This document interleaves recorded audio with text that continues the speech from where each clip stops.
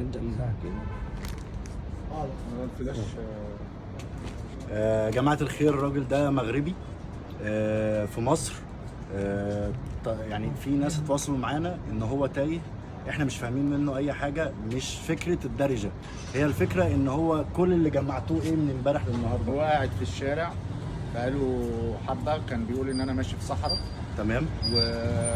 وناس خدت منه الاوراق وما بيش عايز يقول اسمه. هو كل اللي قاله ان هو من الدار البيضاء من كازابلانكا. من كازابلانكا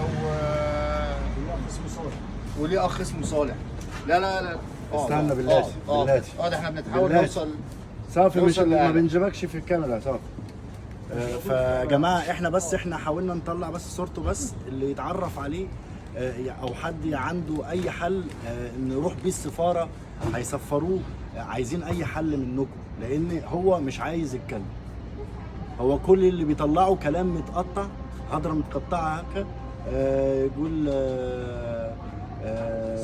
صالح اخويا كازابلانكا مش في صحراء، مش في صحراء. فعايزين حد، لو حد يقدر يتعرف عليه يقول لنا نقدر نعمل ايه.